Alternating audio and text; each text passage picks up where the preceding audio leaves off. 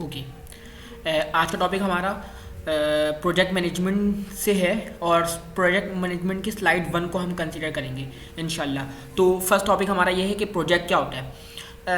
Project के अंदर हमारे पास मल्टीपल एक्टिविटीज़ होती हैं जो कि आपस में कनेक्टेड होती हैं, यानी कि एक्टिविटी 1, एक्टिविटी 2, एक्टिविटी 3 आपस में कनेक्टेड होती हैं, जो कि यूनिक होती हैं, ठीक है, कॉम्प्लेक्स भी हो सकती हैं, डिफ़िकल्ट भी हो सकती हैं और आपस में कनेक्टेड होती हैं और इनका मकसद और उनका पर्पस एक ही होता है। यानी इनको हम क्या कहते हैं, कंप्लीट कर लें टाइम के साथ, मतलब जिस टाइम तक टाइम की लिमिट दी हुई है उस टाइम की लिमिट के अंदर, ठीक है, बजट अमाउंट के अकॉर्डिंगली, और जितने हमारे पास रिसोर्सेज हैं यानी जितने हमारे पास स्पेसिफिकेशन है उसके अकॉर्डिंगली अगर हम इसको कंप्लीट कर लें और इसके गोल के साथ, मेन रीज़न के साथ कि हम इसको क्यों करना चाह रहे हैं, तो उसको हम प्रोजेक्ट के नाम देंगे। यानी कि प्रोजेक्ट की आसान डेफिनेशन ये है कि इसमें मल्टीपल और कनेक्टेड एक्टिविटीज़ होती हैं, ठीक है, जिनका जो मकसद होता है वो एक ही होता है, पर्पस जो एक ही होता है, ठीक है। यानी कि तमाम एक्टिविटीज़ जब परफॉर्म हो जाएंगी तो एक पूरा मकसद, एक पूरा काम कंप्लीट हो जाएगा। लेकिन इनको हमने कंप्लीट कैसे करना है, इनके स्पेसिफिक टाइम में कोई ना कोई हमें महदूद एक लिमिटेशन दी हुई होगी कि इस महदूद वक्त में आपने इसको कंप्लीट करना है, ठीक है, इतने इतने बजट में, इतने इतने अमाउंट में आपको उसको कंप्लीट करना है और इन रिसोर्सेज को यूज़ करते हुए, इस ह्यूमन रिसोर्सेज को, इस कंप्यूटेशनल रिसोर्सेज को यूज़ करते हुए आपने उसको कंप्लीट करना है। तो अगर आप ये काम कर लेते हो तो आपका एक मुकम्मल जो काम कहलाएगा, तमाम एक्टिविटीज़ पर मुश्तमिल एक प्रोजेक्ट कहलाएगा, ठीक है। अब प्रोग्राम क्या होता है, प्रोग्राम जो होता है, प्रोग्राम के अंदर हमारे पास मल्टीपल प्रोजेक्ट्स इन्वॉल्व होते हैं, ठीक है। यानी हम ये कह सकते हैं कि प्रोजेक्ट्स का कलेक्शन प्रोग्राम कहलाएगा। तो प्रोग्राम 1 में जितने भी हमारे पास प्रोजेक्ट्स हैं, ठीक है, तो वो एक प्रोग्राम कहलाएगा इस वजह से क्योंकि उसमें मल्टीपल प्रोजेक्ट इन्वॉल्व हैं जिनका मकसद एक ही है, एक ही गोल, एक ही पर्पस को रिप्रेजेंट करना या शेयर करना या एग्जिबिट करना। तो देयर आर 2 प्रोग्राम, यहाँ पे 2 प्रोग्राम है। हर प्रोग्राम में अपने अपने प्रोजेक्ट्स होंगे जो कि अपने अपने मकसद, अपने अपने गोल को अचीव करना चाह रहे होंगे, शेयर करना चाह रहे होंगे, एग्जिबिट करना चाह रहे होंगे, ठीक है। अब आता है हमारे पास प्रोजेक्ट पोर्टफोलियो मैनेजमेंट। अच्छा, इसी तरह यहाँ पे हम एक स्टूडेंट अपनी पोर्टफोलियो बनाता है तो वो उसमें अपने मकसद, गोल्स और क्या कहते हैं, अपनी एबिलिटी को प्रेजेंट करता है। तो जब हम एक प्रोजेक्ट का पोर्टफोलियो बनाते हैं ना, तो उसको कैसे मैनेज करना होता है, हमने यहाँ पे हमें ये बताना है प्रोजेक्ट पोर्टफोलियो मैनेजमेंट में। तो एक यानी कि हम अपने पोर्टफोलियो के अंदर क्या कहते हैं, ऑर्गेनाइजेशनल के गोल, उस ऑर्गेनाइजेशन के ऑब्जेक्टिव को किस तरह हम फुलफिल कर सकते हैं, ठीक है।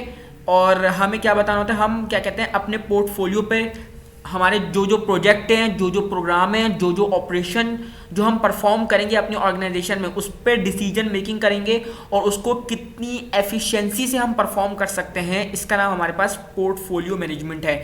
यानी कि हम एक सेंट्रलाइज मैनेजमेंट करेंगे, ठीक है, एक सेंट्रलाइज मैनेजमेंट करेंगे जिसमें हम ये बताएंगे कि हम अपनी क्या कहते हैं, अपने आप को कैसे इनेबल करें, उस पोर्टफोलियो के थ्रू अपने आप को कैसे इनेबल करें कि हम मीट कर सकें या फिर क्या कहते हैं, ऑर्गेनाइजेशनल गोल्स को मीट कर सकें, उन ऑर्गेनाइजेशनल ऑब्जेक्टिव को, ठीक है। कैसे, किस तरह एफिशिएंट और इफेक्टिव डिसीजन मेकिंग से, किस किस पर अपने प्रोजेक्ट पे डिसीजन मेकिंग करेंगे, अपने प्रोग्राम्स पर डिसीजन मेकिंग करेंगे, अपने ऑपरेशन पे डिसीजन मेकिंग करेंगे, ताकि एक अच्छा पोर्टफोलियो हम मैनेज कर सकें अपने प्रोजेक्ट के लिए, ठीक है। अभी आता है स्कोप ट्रायंगल, बहुत अहम है। अच्छा, स्कोप ट्रायंगल में हमने क्या करना होता है, स्कोप ट्रायंगल में हमें किसी 2 चीज़ों को कंसीडर करना होता है, ठीक है। यहाँ पे हमारे पास 3 है, बीच में हमारे पास स्कोप होता है, ऊपर हमारे पास क्वालिटी होती है, इस वाले कॉर्नर पे यानी कि राइट हैंड साइड पे हमारे पास टाइम होता है और लेफ्ट हैंड साइड पे हमारे पास कॉस्ट होता है, ठीक है। ये 3 चीज़ें होती हैं, कॉस्ट, टाइम एंड क्वालिटी, और बीच में होता है हमारे पास क्या कहते हैं, स्कोप। इसको आपने अच्छी तरह समझना है। अब आपने करना क्या है कि अगर मैं ये बोलूँ कि भाई मुझे क्वालिटी अच्छी मिल जाए अपने प्रोजेक्ट में और मुझे कॉस्ट अच्छी मिल जाए, तो मुझे किसी एक को पीछे छोड़ना होगा, यानी कि किसी एक को इग्नोर करना होगा, यानी कि मुझे उसमें टाइम को इग्नोर करना होगा। अगर मुझे क्वालिटी अच्छी चाहिए और मुझे कॉस्ट कम चाहिए, ठीक है, तो वो फास्ट नहीं होगा, ठीक है। जाहिर सी बात है, टाइम को हम इग्नोर कर रहे हैं तो वो फास्ट नहीं होगा, वो प्रोजेक्ट डिले हो जाएगा, वो प्रोजेक्ट देर पा होगा, क्योंकि उसकी क्वालिटी अच्छी है और वो कम पैसों में बन रहा है। तो हमने 2 चीज़ों को कंसीडर करना है। अब सपोज करें मैं टाइम बहुत तेज़ी, यानी टाइम मेरे पास कम है, टाइम फास्ट हो, ठीक है, और कॉस्ट भी कम हो, तो उसकी क्वालिटी अच्छी नहीं होगी, लो क्वालिटी का होगा वो, है ना, ये बात समझ रहे हैं। यानी कि आपने क्या करना है, दो चीज़ों को कंसीडर करना है। अगर आपके पास टाइम फास्ट हो, यानी कि टाइम की लिमिटेशंस कम हो, ठीक है, कम टाइम हो, और आपने कॉस्ट भी कम लगानी हो, तो उसको क्या कहेंगे, वो लो क्वालिटी होगा, ठीक है।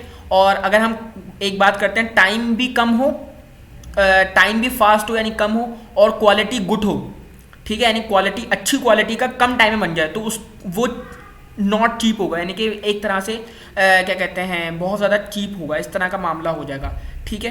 तो सॉरी, एक्सपेंसिव होगा, यानी कि वो बहुत ज़्यादा, नॉट चीप यानी कि चीप नहीं होगा, बहुत ज़्यादा एक्सपेंसिव होगा, क्योंकि वो कम वक्त में एक अच्छी चीज़ बनाई है उन्होंने, तो वो बहुत ज़्यादा एक्सपेंसिव होगा, तो भी यूज़र के लिए मसला है। तो हमने इस तरह की गेम खेलनी है। अब मैं आपको एक और तरीके से दिखाऊंगा ये, कि इसमें यहाँ पे क्या हो रहा है, यहाँ पे भी वही काम हो रहा है, लेकिन थोड़ा इफेक्टिव वे में दिखाया हुआ है। यहाँ भी आपने हमेशा दो ही को पिक करना है, कि अगर आप क्या, मतलब आप क्या चाह रहे हो, ठीक है, यानी कि प्रोजेक्ट जो बनवाना चाह रहा है यूज़र, उसको किस तरह हम कितनी इफेक्टिवनेस दे सकते हैं, कितनी एफिशिएंसी दे सकते हैं, ठीक है, इस स्कोप ट्रायंगल के थ्रू, ठीक है। आप चाह रहे हो भाई मेरा काम क्विकली हो जाए, लेकिन क्वालिटी क्या हो, हाई हो, मतलब हाई क्वालिटी वाला काम हो, लेकिन जल्दी से जल्दी मुझे मिल जाए, 2 दिन में मुझे मिल जाए, तो वो एक्सपेंसिव होगा। इस चीज़ को कंसिडर करना है आपने, कि आप यूज़र के दिमाग में ये चीज़ होनी चाहिए कि अगर उसको फास्ट और गुड चीज़ चाहिए तो वो एक्सपेंसिव होगी, ठीक है। इसी तरह अगर आपको कॉस्ट लो चाहिए लेकिन क्वालिटी हाई चाहिए, ठीक है,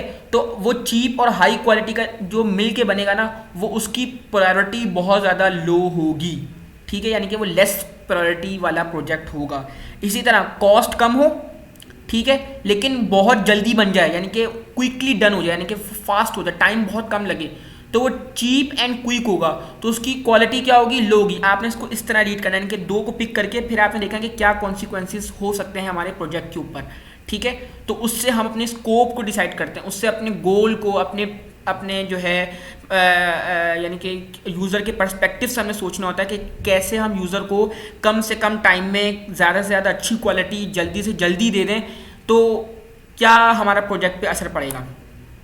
अब आता है क्रीप को डिस्कस करते हैं। क्रीप का मतलब ये होता है, क्रीप ये होता है हमारे प्रोजेक्ट के अंदर, हमारे क्या कहते हैं, प्रोडक्ट के अंदर कोई ना कोई चेंजेस रह जाती हैं, कोई ना कोई माइन्यूट ज़रा सी चेंजेस रह जाती है। किसकी वजह से, या तो रिक्वायरमेंट क्लियर नहीं होती, या अनसर्टेनिटी होती है, या क्लियरनेस नहीं होती, ठीक है। तो क्रीप का मतलब क्या होता है, क्रीप का मतलब ये होता है कि हमारे अगर प्रोजेक्ट के अंदर कोई माइन्यूट चेंजेस रह जाए किसी भी अनसर्टेनिटी की वजह से, तो उसको हम क्रीप का नाम देते हैं। अब जाहिर सी बात है, वो हमारे पास कोई ना कोई टीम मेंबर की कोताही होगी, या टीम लीडर की कोताही होगी, या प्रोजेक्ट मैनेजर की कोताही होगी, तो उनके एक्शंस की कोताही होगी, टीम लीडर की लीडरशिप की कोताही हो सकती है, और टीम मेंबर्स जो है उनकी एक्टिविटीज़ में कोई कमी रह गई होगी, उसकी वजह से हमारे पास कोई माइन्यूट चेंजेस आ जाता है।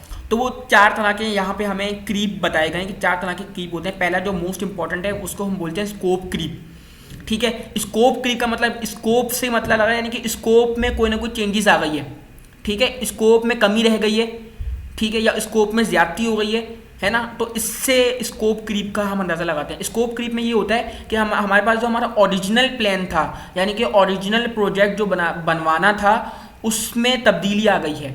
Scope creep is the term that has come to mean any change in the project that was not in the original plan, यानी कि ओरिजिनल डॉक्यूमेंटेशन में ऐसा नहीं था, लेकिन अब जो है प्रोजेक्ट में ऐसा चेंज आ गया है जो कि हमें नहीं डालना था, जो कि हमारे पास उसकी कोई ज़रूरत थी ही नहीं। ओरिजिनल प्लान दूसरा बता रहा है, ओरिजिनल प्लान इस एक्टिविटी को मना कर रहा है, लेकिन हमने ये एक्टिविटी को घुसेड़ दिया उसके अंदर, ठीक है, वो जैसी भी बताया हो, वो जैसी भी की हो, लेकिन स्कोप में तब्दीली आ गई, जो गोल था वो मैट नहीं कर रहा, ठीक है। तो अब उसके लिए हमें क्या स्ट्रेटेजी अप्लाई करनी है, ठीक है। अब ये हमें स्ट्रेटेजी अप्लाई ये करनी होगी कि हमने स्कोप क्रीप को जल्द अज जल्द जो है उसको सही करना है, ठीक है, उसके साथ डील विद करना है, यानी कि उसको सही करना है। तो it doesn't matter how good and through a job you and the client did in planning the project, यानी कि आपका प्रोजेक्ट की प्लानिंग जो हुई थी क्लाइंट के साथ, वो जितनी भी अच्छी हुई हो या जितनी भी बुरी हुई हो, उससे कोई मामला नहीं है। आपको स्कोप को सही करना है, इसके साथ डील करना है, ठीक है। और एज अ प्रोजेक्ट मैनेजर क्या डील होनी चाहिए, हमें एज अ प्रोजेक्ट मैनेजर इस चीज़ को फिगर आउट करना है, ठीक है, और जो भी चेंजेस उनको अकोमोडेट करना है, ठीक है, बेशक ये टफ जॉब है लेकिन somebody has to do it, किसी ना किसी को स्कोप को सही करना है, जो भी चेंजेस आई है उसको सही करना है। ठीक है, ये हो गया फॉरन। अब आता है होप क्रीप। होप क्रीप बड़ा मज़ेदार है। होप क्रीप में ये होता है कि एक टीम मेंबर है जो कि बहुत सुस्त है, ठीक है, और जैसे ही कोई क्या कहते हैं मीटिंग की वो होती है, स्क्रम मीटिंग होती है जिसमें आपने अपनी अपनी रिपोर्ट के बारे में बताना होता है, तो वो बिल्कुल एक्टिव नज़र आता है कि भाई हाँ मैंने अपना पूरा काम कर लिया है। ठीक है, लेकिन बज़ाहिर उसने कोई काम नहीं किया होता, लेकिन उसको एक उम्मीद होती है कि जब नेक्स्ट मीटिंग का वक्त आएगा मैं अपना काम पूरा कर लूँगा। होप क्रीप का मतलब क्या होता है? When a project team member falls behind, यानी कि वो पीछे रह जाता है, ठीक है, अपने आप को शेड्यूल नहीं कर पाता और लोगों के साथ और पीछे रह जाता है। लेकिन जब रिपोर्ट का वक्त आता है, रिपोर्ट देने का वक्त आता है, ही और शी इज़ ऑन शेड्यूल, वो अपने आप को ऐसा दिखाते हैं, ऐसा रिप्रेजेंट करते हैं कि हम तो बिल्कुल शेड्यूल के साथ हैं, हम तो बिल्कुल सही तरीके से काम कर रहे हैं। लेकिन उनकी वो एक उम्मीद लगा के बैठे होते हैं कि वो अपने काम पे शेड्यूल पे आ जाएंगे नेक्स्ट रिपोर्ट डेट, जब भी नेक्स्ट स्क्रम मीटिंग होगी या जब भी हमारे पास दोबारा बुलावा आएगा आपकी रिपोर्ट का कि भाई आपने क्या क्या काम कर लिया, कितना कितना काम कर लिया, तो वो उनको इस बात की उम्मीद होती है हाँ भाई मैं उस वक्त तक तो कर ही लूँगा। ठीक है, तो इसकी स्ट्रेटेजी क्या है? एज अ प्रोजेक्ट मैनेजर में मुझे क्या करना चाहिए इस होप क्रीप को ख़त्म करने के लिए अपने टीम मेंबर के अंदर? मुझे तमाम एक्यूरेसी, तमाम स्टेटस रिपोर्ट को अच्छी तरह रिसीव करना है टीम मेंबर से। टीम मेंबर से हर वक्त मुझे अपना उनका स्टेटस चेक करना है कि वो अभी किसी स्टेटस पे हैं, कितना कंप्लीट कर लिया, कितना कर लिया है, कितने कितने में उनको मिस्टेक फील हो रही है, ये तमाम चीज़ें मुझे चेक करनी है। ठीक है, और दूसरी बात क्या, random check can be used effectively, यानी कि मुझे रैंडम चेक करना है। ये नहीं कि पूरी टीम को एक दफ़ा बुलाया, एक हफ्ते में एक दफ़ा बुलाया बस ख़त्म, नहीं, मुझे रैंडम चेक करना है, कभी भी किसी को बुलवा लिया ताकि उसकी पूरी परफॉर्मेंस मेरे सामने आ जाए। अच्छा, अब तीसरा है एफर्ट क्रीप। एफर्ट क्रीप का मतलब क्या होता है? यानी कि वही सर ने बताया था कि लुकिंग बिजी डूइंग नथिंग, यानी कि आप ऐसा नज़र आ रहा है कि आप बहुत ज़्यादा एफर्ट कर रहे हो लेकिन प्रोग्रेस नज़र नहीं आ रही, लेकिन आप कुछ कर नहीं रहे। बज़ाहिर तौर पे आप नज़र तो ऐसा रहा कि यार ये बहुत मेहनत करने वाला बच्चा है, लेकिन उसकी अंडरस्टैंडिंग और उसकी प्रोग्रेस नज़र नहीं आ रही, रिजल्ट अच्छा नहीं आ रहा, कंक्लूजन अच्छा पैदा नहीं हो रहा। तो एफर्ट क्रीप क्या होता है? Is the result of the team member working but not making progress, यानी कि काम तो कर रहा है भाई लेकिन कोई प्रोग्रेस नज़र नहीं आ रही उसकी, है ना। तो इसकी स्ट्रेटेजी क्या हो सकती है? To increase the frequency of status reporting by those team member who seems to suffer from effort creep. तो हमें यहाँ पे क्या करना होता है? यहाँ पे हमें ये करना होता है कि हमने उसकी फ्रीक्वेंसी स्टेटस को इंक्रीज़ करना है, यानी कि वो अपनी रिपोर्ट का जो स्टेटस देता है हर हफ्ते या फिर हर वीक या फिर हर 2 दिन बाद, उसकी फ्रीक्वेंसी को इंक्रीज़ कराना होगा और उन मेंबर्स को हमें देखना होगा जो कि एफर्ट क्रीप से सफ़र कर रहे हैं, उनके ऊपर ज़्यादा हमें जोर देना होगा। उनको हमें क्या कहते हैं, वो मतलब कोई ना कोई उनमें कमी है, कोई ना कोई उनमें कोई मसला है, प्रॉब्लम है, उनसे डिस्कस करना है और उनको ये प्रॉब्लम जो है उनकी सॉल्व करवानी है। अच्छा, अब आता है फीचर क्रीप। फीचर क्रीप से मतलब ये होता है कि हम कोई ना कोई एक्स्ट्रा फीचर डाल देते हैं, यानी बेशक यूज़र की नीड तो ये थी, यूज़र तो ये चाह रहा था, लेकिन हमने उसके अंदर ये चीज़ें भी डाल दी। ठीक है, तो इसका मतलब क्या होता है? फीचर क्रीप से मतलब ये होता है feature creep result when team member arbitrarily add features and functions to the deliverable, मतलब जो भी डिलीवर हमें करना था क्लाइंट को, उसमें हमने एक्स्ट्रा फीचर और एक्स्ट्रा फंक्शन डाल दिए हैं। ठीक है, that thing the client would want to have it, यानी कि क्लाइंट को उसकी ज़रूरत होगी, क्लाइंट ये चाहता होगा, तो मैंने खुद से ये मुझे अच्छा लगा। बेशक हो सकता है वो क्लाइंट की नीड हो ही ना, वो क्लाइंट की वांट हो ही ना, लेकिन मैंने अपनी तरफ से कोई फीचर ऐड कर दिया। ठीक है, तो if the team member has a strong feeling about the need for this new feature, अगर टीम मेंबर ये समझता है कि यार ये जो है ये इस न्यू फीचर की, इस न्यू फंक्शनैलिटी की बहुत तगड़ी फील है, यानी कि ये बहुत ज़रूरी है, बहुत इसकी रिक्वायरमेंट होगी, तो formal change management procedure can be implied. तो नॉर्मल या फॉर्मल सा चेंज कर लें, लेकिन अगर बिल्कुल ही एक्स्ट्रा लगा दिया, बिल्कुल फजूल लगा दिया, तो फिर इसकी ज़रूरत नहीं है। ठीक है, ये ख़त्म होगा, क्रीप्स जो है हमारे पास ख़त्म हो गए। अच्छा, अब एक आता है प्रोजेक्ट की क्लासिफिकेशन। प्रोजेक्ट की क्लासिफिकेशन हमें क्यों करनी होती है? प्रोजेक्ट की क्लासिफिकेशन यानी प्रोजेक्ट को हम क्लासीफाई कर देते हैं, ठीक है, ब्रेक करते हैं और ना इस तरह इसको समझते हैं प्रोजेक्ट को। उससे क्या मुराद है मैं आपको बताता हूँ।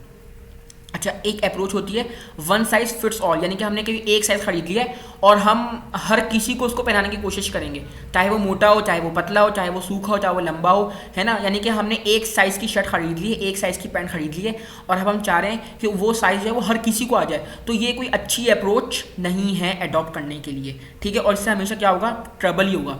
ठीक है। तो your approach to manage any project must adapt to the characteristic of the project, यानी कि हमने प्रोजेक्ट की करेक्टरिस्टिक्स को फॉलो करना होगा, अडेप्ट करना होगा। ये नहीं कि हमने कोई एक करेक्टरिस्टिक को पकड़ा और उसको तमाम प्रोजेक्ट पे अडेप्ट कर रहे हैं, तमाम प्रोजेक्ट पे अप्लाई कर रहे हैं। This is not the fair method, ठीक है। तो हमें क्या कहते हैं, तमाम करेक्टरिस्टिक्स को कंसीडर करना होता है। तो वो तमाम करेक्टरिस्टिक्स क्या हैं? वो करेक्टरिस्टिक्स ये हैं जिनमें हम अपने प्रोजेक्ट को क्लासीफाई करते हैं। यानी कि अगर सपोज करें रिस्क है, ठीक है, तो हमें रिस्क के लेवल डिफाइन करने हैं कि रिस्क हाई है, रिस्क मीडियम है, रिस्क लो है। इससे हमारे पास क्लासीफिकेशन अच्छी होगी। अब अगर रिस्क बहुत हाई होगा, रिस्क बहुत लो होगा, रिस्क बहुत मीडियम होगा, तो आइडेंटिफाई करने में कितनी आसानी हो जाएगी, ठीक है। इसी तरह बिजनेस वैल्यूज़ हैं, आप कितनी कैसी वैल्यू प्रोवाइड कर रहे हो अपने यूज़र को, तो हाई मीडियम लो में उसको डिफाई करना है, आइडेंटिफाई करना है, क्लासीफाई करना है, ठीक है। अब लेंथ है, ठीक है, तो इसमें भी कैटेगरीज हैं। 3 मंथ का है, 3 से लेकर 6 महीने का है, 6 से लेकर 12 महीने का है, और इसी तरह आप चलाते रहो। तो आपके पास एक पार्टिकुलर वक्त आ जाएगा कि भाई देखो मेरा जो प्रोजेक्ट है या मेरा जो भी मामलात हैं वो इतने पार्टिकुलर टाइम के अंदर, इतनी स्पेसिफिकेशन के अंदर, इतने मीडियम या लो हाई के साथ कंप्लीट हो रहे हैं। तो इससे क्लासिफिकेशन कितनी अच्छी हो जाएगी। इसी तरह कॉम्प्लेक्सिटी हाई लो मीडियम में हमने ब्रेक कर दी।